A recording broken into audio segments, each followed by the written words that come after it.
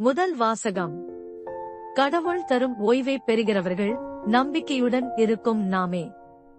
எபிரேயருக்கு எழுதப்பட்ட திருமுகத்திலிருந்து வாசகம் 4:1-5 வரை 11. சகோதரர் சகோதரிகளே, கடவுள் தரும் ஓய்வை பெறுவது பற்றி அவர் அளித்த வாக்குறுதி இன்னும் நிலைத்திருப்பதால் உங்களுள் எவரேனும் அதை அடைய தவறிவிடக் கூடாது என எண்ணுகிறேன். இது குறித்து நாம் கவனமாய் இருப்போமாக. ஏனெனில் அவர்களுக்கு அறிவிக்கப்பட்டது போலவே நமக்கும் நற்செய்தி அறிவிக்கப்பட்டது.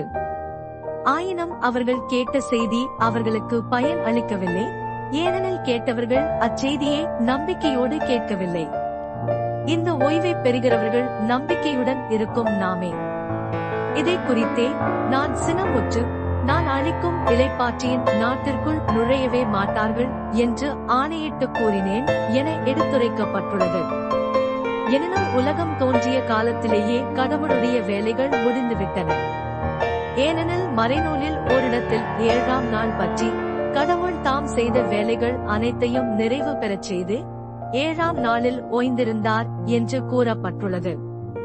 மேலும் மேற்சொன்ன சொற்றொடரில் அவர்கள் நான் அளிக்கும் இளைப்பாற்றியின் நாட்டிற்குள் நுழையவே மாட்டார்கள் என்றிருக்கிறது. ஆதலால் கீழ்ப்படியாதவர்களின் மாதிரியை பின்பற்றி எவரும் வீழ்ச்சியுறாதவாறு அந்த ஓய்வை பெற முழு முயற்சி செய்வோமாக. ஆண்டவரின் அருள்வாக்கு.